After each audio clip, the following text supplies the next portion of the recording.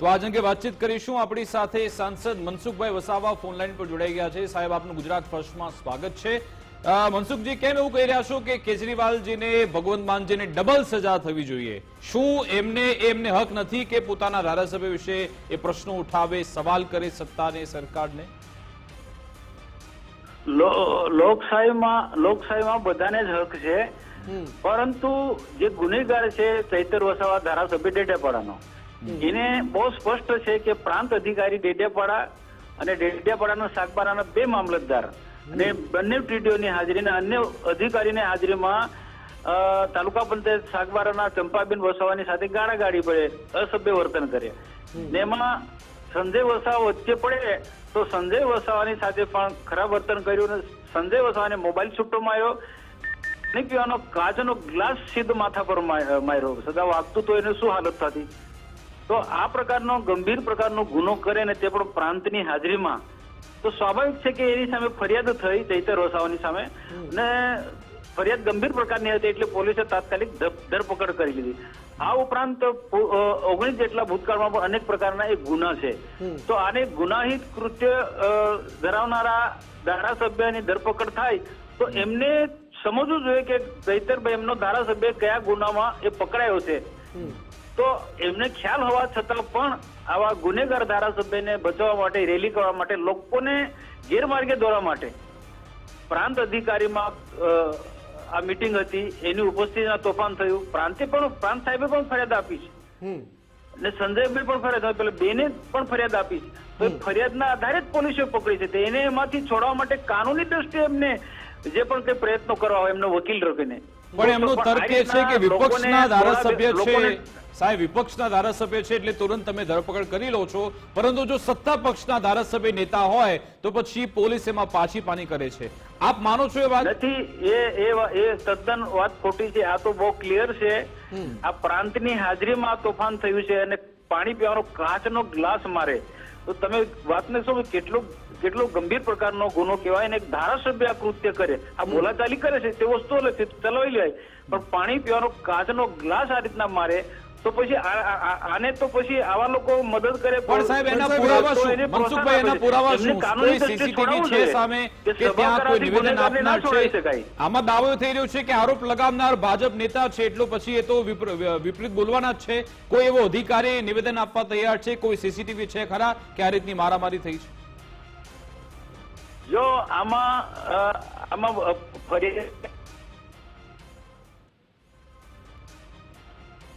જી બોલો, આપનો અવાજ આવી રહ્યો છે. લાગે છે એમની સાથે સંપર્ક કપાઈ ગયો છે, પણ ફરી એકવાર આપણે એમને કનેક્ટ કરીશું થોડી જ વારમાં. પણ મનસુખભાઈ જોડાય એટલે સવાલ પૂછવો છે એમને કે સતત ગુનેગાર ધારાસભ્ય એવા શબ્દનો પ્રયોગ કરી રહ્યા છે. ગુનેગાર ચૈતર વસાવા છે કે નહીં એ કોર્ટ નક્કી કરશે. હજુ તો એનું હિયરિંગ ચાલી રહ્યું છે. હજુ તો જામીન અરજીની સુનાવણી ચાલી રહી છે, એ પણ પૂરી નથી થઈ. પછી એનું જયારે ટ્રાયલ ચાલે ત્યારે કોર્ટ નક્કી કરશે કે ચૈતર વસાવાએ શું કર્યું. એટલે પહેલા તો આપણે મનસુખભાઈને એ સવાલ પૂછવો છે. બીજી વાત એ છે કે જે આરોપ થઈ રહ્યો છે કે ભાઈ ચૈતર વસાવા જે રીતે યુવા આદિવાસી નેતા છે, લોકોની વચ્ચે જઈને કામ કરી રહ્યા છે અને એમનો જે સ્વભાવ છે, આક્રમક સ્વભાવ છે, આક્રમકતાથી એ જનતાના મુદ્દા ઉઠાવે છે. અને સ્વાભાવિક છે કે વિપક્ષનો નેતા હોય, આક્રમકતાથી જનતાના મુદ્દા ઉઠાવતો હોય તો શાસક પક્ષને ખૂંચે જ. તો એની સામે સત્તા પક્ષ સામે આરોપ થઈ રહ્યો છે કે ચૈતર વસાવાની આક્રમકતાને જોઈને એને કઈ રીતે અટકાવી શકાય. તો પછી આવા કાયદાકીય જે જાળ છે એની અંદર ફસાવીને એમને રોકી શકાય, એ પ્રકારના પ્રયત્નો સત્તા પક્ષના લોકો તરફથી થઈ રહ્યા છે. આવા આરોપ લગાતાર આમ આદમી પાર્ટી કરે છે અને ચૈતર વસાવાના સમર્થકો કરે છે. એટલે એ જવાબ પણ ખૂબ જ મહત્વનો બની રહેશે. મનસુખ વસાવા એને લઈને શું કહે છે? પણ આ બધાની વચ્ચે આ આખી રાજનીતિમાં કેજરીવાલની એન્ટ્રી પણ થઈ ગઈ છે, ભગવંત માનની પણ એન્ટ્રી થઈ ગઈ છે, અને મનસુખ વસાવાનું એવું કહેવું છે કે એમણે અહીંયા ના આવવું જોઈએ. આ રીતે આ કેજરીવાલ અને ભગવંત માન જે પ્રવાસ કરી રહ્યા છે ગુજરાતમાં, એક તો પશુપાલકોનો મુદ્દો ઉઠાવવાના છે, ડેડિયાપાડામાં પણ તે મોટું સંમેલન કરવાના છે અને મનસુખ વસાવા એ જ કહી રહ્યા છે કે ભાઈ સંમેલન યોજવાથી તમને રાહત નહીં મળે, તમારે કાનૂની કાર્યવાહી કરવી પડશે. અને આજે જ્યારે વડોદરામાં કેજરીવાલ પહોંચ્યા, તેમણે શું નિવેદન આપ્યું, તેમણે કેવી રીતે સરકાર પર પ્રહાર કર્યા, તેમનું નિવેદન પણ પહેલા સાંભળીએ. अभी पशुपालक किसान बोनस लेने के लिए और अपने दूध का उचित दाम लेने के लिए विरोध कर रहे थे. उनके ऊपर पूरी तरह से लाठीचार्ज किया गया, आंसू गैस के गोले छोड़े गए, उनका दमन किया गया और उस वजह से एक किसान की मौत हो गई. उधर डेडियापाड़ा में आदिवासी इलाके में आम आदमी पार्टी के लीडर जो हैं चैतर वसावा, वो आदिवासियों के बहुत बड़े नेता हैं. वो भ्रष्टाचार के खिलाफ आवाज उठा रहे थे, उनको गिरफ्तार करके जेल में डाल दिया. जो ठेकेदार हैं, भ्रष्टाचारी हैं, वो खुलेआम घूम रहे हैं.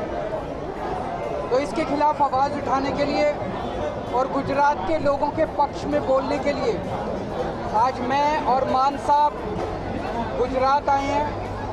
हम मोडासा में और डेडियापाड़ा में रैली करेंगे और जनता के साथ बातचीत करेंगे. एक तरफ 30 साल पुराना तानाशाही राज है, एक तरफ जस्ट 10 साल पुरानी पार्टी है. तो इससे लोगों का संकेत ये जाता है कि जो नई जनरेशन है वो वोटर्स की, जो वोट डालने वालों की नई जनरेशन है, नई पीढ़ी है, वो बदलाव चाहती है, नई कहानी लिखना चाहती है.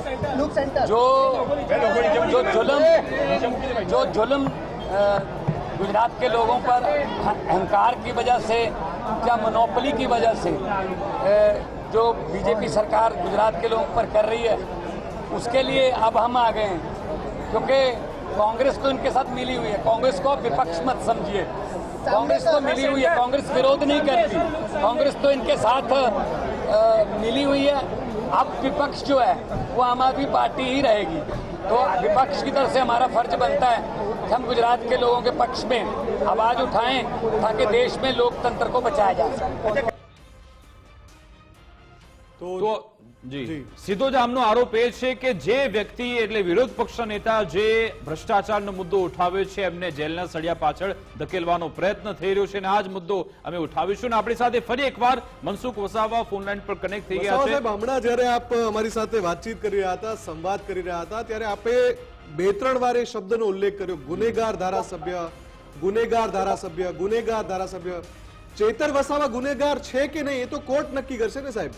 હજુ તો જામીન અરજીની સુનાવણી ચાલી એની સામે 19 જેટલા ગુના બન્યા છે.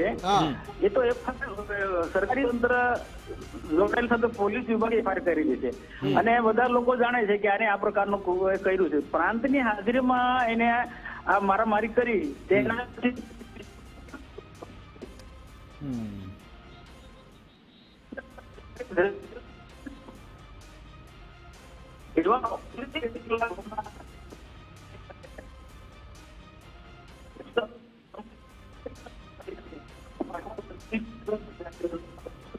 ઠીક છે સાહેબ, આપનો અવાજ અત્યારે કપાઈને આવી રહ્યો છે, આપનો ફરી એકવાર સંપર્ક કરવાનો પ્રયત્ન કરીશું. પરંતુ એ સવાલ એ પણ હતો અને ઘણા બધા લોકો પૂછી પણ રહ્યા છે કે શું એના કોઈ પુરાવા છે, શું અધિકારીના કોઈ નિવેદન છે, શું ત્યાં સીસીટીવી છે ખરા. બધી બાબતોની તપાસ થવી જરૂરી છે. સાથે સાથે જે સામે પક્ષ છે એમનો તર્ક અને પક્ષ પણ જાણવો જરૂરી છે કે આખરે આમ આદમી પાર્ટી તરફથી કાયદા કેવી લડાઈ લડવામાં આવી રહી છે. ઈશુદાન ગઢવી એ પણ શું લડાઈ લડી રહ્યા છે સૌથી એ આપણે જાણવું ખૂબ જ મહત્વનું થઈ જશે. પરંતુ ગોપાલ ઇટાલિયા કે જે હંમેશાથી જ્યારથી આ વિસાવદરની ચૂંટણી પતી છે વિસાવદર પાર્ટી થશે એ વાતો દોરાવી જ રહ્યા છે. પરંતુ આજે ચેતર વસાવાને લઈને પણ તેમણે નિવેદન આપ્યું હતું. ગોપાલનું નિવેદન સાંભળે પહેલા મનસુખભાઈ આપણી સાથે જોડાઈ ગયા છે. મનસુખભાઈ, એ બે પ્રશ્ન હતા. એક તો તમે ગુનેગાર કરી રહ્યા છો, એ તો કોર્ટ સાબિત કરશે, આ કેસની વાત કરી રહ્યા છે. બીજી વાત જે પુરાવા છે સીસીટીવી કે કઈ મારામારી કોઈ નિવેદન એવું છે? હાલની તારીખે ધારાસભ્યની સાથે એફઆઈઆર થઈ 19 જેટલા ગુના નોંધાયેલા છે એટલે ગુનેગાર જ ગણાય.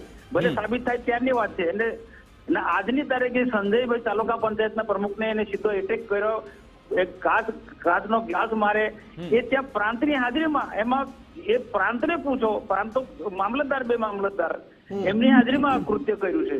તો એક ધારાસભ્ય તરીકે આટલી હદ પર તો ના જવું જોઈએ ને. તો તાલુકા પંચાયતનો પ્રમુખ એવી ચૂંટાયેલો પ્રતિનિધિ છે, એ તો એના પર આવો એટેક કરી તો ફરિયાદ આપે.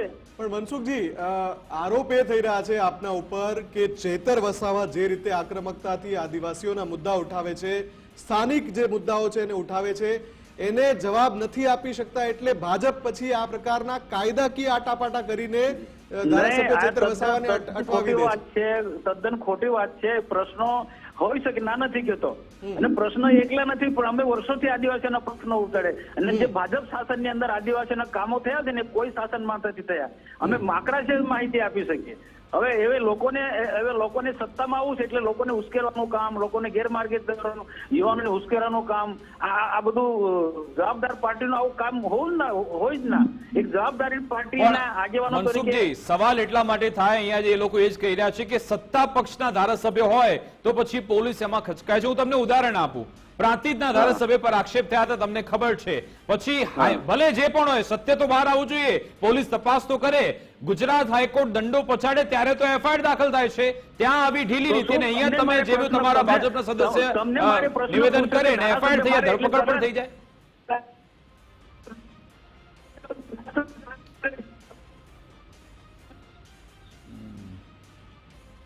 જી મનસુખજી, હું તમને કહું કે કોઈ ધારાસભ્ય કોઈ પણ નહીં લે, આ તાજું ઉદાહરણ છે. આ તાજું ઉદાહરણ છે કે એમાં શું એક વાર પણ મીડિયા સમક્ષ એ પ્રાંતિજના ધારાસભ્યને લાવો, ભલે ચલો સાચા આવે, માની લો, ચલો એ સી સમરી રિપોર્ટ ભરી દેવામાં આવ્યો છે પોલીસ તરફથી કેસમાં, પરંતુ તપાસ માટે તો ધરપકડ કે અટકાયત થાય, કશું જ નહોતું થયું. એટલા માટે ખકડાવવા પડ્યા, હાઈકોર્ટે આદેશ કરવો પડ્યો કે ભાઈ તમે એફઆઈઆર તો નોંધો, ત્યારે પોલીસે એફઆઈઆર નોંધી. સેશન કોર્ટે કેમ જામીન રદ કર્યા ના? તમે એમના જે સમર્થકોના વિડીયો તો જુઓ. જી, એ જોયા છે અમે. કેવી ગંભીર પ્રકારની ધમકી આપે છે. એનો પેલો દેવાભાઈ વસાવા એમણે કહ્યું હતું કે લાકડી અને દાંતરડી હથિયારો લઈને આવીશું, એસપી કચેરીનો ઘેરાવ કરીશું. અમને ખબર છે, આવું ક્યારે ના કહેવું જોઈએ. આ રીતના ધમકી અપાય. લાકડી નહીં, લાકડા, ધારિયા, ભાલા, આવા અમારા હથિયારો, આદિવાસી હથિયારો લઈને આવીશું એમ વાત કરી. તો આવા લોકોને પ્રોત્સાહન અપાય? હું તમને પૂછું કે આવા લોકોને પ્રોત્સાહન અપાય? સંવાદ શરૂ કરતા પહેલા જ અમે કહી ચૂક્યા કે આ પ્રકારની ભાષા જ તે ચૈતર વસાવાને નડી રહી છે જ્યારે એમના સમર્થકો આવી ભાષાનો પ્રયોગ કરે. પણ મુદ્દો એ છે મનસુખજી કે આપ તો દિગ્ગજ નેતા છો દક્ષિણ ગુજરાતના, એવું શા માટે થાય કે સામે જમીની રાજનીતિ નથી થતી, આ કેસવાળી રાજનીતિ થાય છે? તો અમારા વિધમાં એમના માણસો બેફામ ગાળો બોલે, બેફામ પોસ્ટો મૂકે, તો અમારે બધી ચલાવી લેવાનું? એ ક્યારે પણ ન ચલાવી લેવું જોઈએ. પરંતુ આ વિપક્ષ તરફથી આ જે સવાલ ઉઠાવવામાં આવે છે કે ભાઈ અમારા ધારાસભ્ય પ્રશ્ન ઉઠાવે છે એના માટે પકડ્યા છે, એ શું સાચું નથી કે પ્રશ્ન ઉઠાવવાને કારણે એમને પકડવામાં? એ તો બચાવમાં જ આ જ કહેવાના, બીજું શું કહેવાના? બચાવમાં શું કહેવાના એવા? અચ્છા, મેં તમને જે પ્રાંતિજના ધારાસભ્યનું ઉદાહરણ આપ્યું એ બાબતે આપનું શું કહેવું છે? ભાજપના ધારાસભ્ય એક વાર પણ પોલીસે ઈચ્છા શક્તિને દર્શાવી કે સાહેબની પૂછપરછ કરી? એફઆઈઆર નોંધાઈ છે એ બી સત્ય છે ને, અને પ્રાંત અધિકારીની હાજરીમાં આને તોફાન કર્યું છે એ બી સત્ય છે ને. અચ્છા, આ બધામાં જે સંજય વસાવા છે જેમણે ફરિયાદ કરી, એમણે એવું કહ્યું હતું કે જો ચેતર વસાવા માફી માંગી લે તો હું ફરિયાદ મારી પાછી લઈ લઈશ. આપ શું કહેશો આ બાબતે? શું એ કેસ ફરિયાદ પાછો લેવો જોઈએ? સમાજના એક સમયે તાલુકા પંચાયતના પ્રમુખ સંજયભાઈ અને ધારાસભ્ય એ બંને એક પ્રકારના મિત્રો હતા. એટલે એને કેટલાક લોકોએ કીધું, અમે પણ કીધું કે સમાધાન કરી નાખો. તો એને આ પ્રકારનું સ્ટેટમેન્ટ આપ્યું. અમે એક સમાજના છે, મેં આજનું પોસ્ટ પણ મૂક્યું, સમાજના લોકો અંદર લડવાની જોઈએ, વિકાસની ચિંતા કરી. આજની પોસ્ટમાં પણ તમે જોજો. એ દ્રષ્ટિએ સંજયે કીધું કે ભાઈ માફી માંગી લે, અને માફી ના માંગી લે તો કે કમ સે કમ બેસું તો બધાએ ચાલો આપણે આદિવાસી સમાજમાં અને વિકાસના પ્રશ્નોમાં ધ્યાન આપીએ. પણ આપણે વિકાસમાં ને લોકોને ગેરમાર્ગે જોડાય, લોકોનું જૂઠાણું ચલાવવું છે, જંગલની જમીનો, આ બધું થોડું ચાલે. સરકારની જવાબદારી છે કે કોઈ પણ હોય, હું તો એમ મારું પણ હતું, ભાજપનો આગેવાન કે કોઈ પણ લેવાની વાત એને ના જોઈએ. એમ અંતિમ સવાલ આપને પૂછું છું, વારંવાર આમ આદમી પાર્ટી દ્વારા એવું કહેવામાં આવે છે કે ચૈતર વસાવાની રાજનીતિ દક્ષિણ ગુજરાતમાં ચાલી ગઈ છે એટલે ભાજપને ડર પેસી ગયો છે અને આ ડરનું જ રિએક્શન છે. કોઈ ડર નથી. કોંગ્રેસ એટલી સાડી પાડી જો તૂટી ગયો હોય એમના નેતાઓ. અચ્છા, ડેડિયાપાડામાં પણ એક સંમેલન થવાનું છે. કેજરીવાલ, ભગવંત માન બધા આવશે, તો આપનું શું એમના પર પ્રત્યુત્તર રહેશે? કારણ કે એ લોકો તો હવે જમીન તૈયાર કરવા લાગ્યા છે 2027 માટે. એક પ્રકારનું આ રાજકીય સ્ટન્ટ છે. એક પોતાની ભૂમિ બચાવવા માટે, પોતાની જગ્યા બચાવવા માટે આ પ્રકારના બધી એ કાનૂની લડાઈ લડે ને. મુખ્યમંત્રી ભગવતસિંહ માન મુખ્યમંત્રી છે, કાનૂનનું રક્ષક છે, તો એમને ખ્યાલ આવો છે. આમ આદમી પાર્ટીના નેતા આજે દિલ્હીના મુખ્યમંત્રી રહ્યા છે કેજરીવાલજી, તો એ કાનૂની લડાઈ. બિલકુલ બિલકુલ, આભાર. જી જી જી, આભાર મનસુખજી અમારી સાથે જોડાવા બદલ, વાતચીત કરવા બદલ.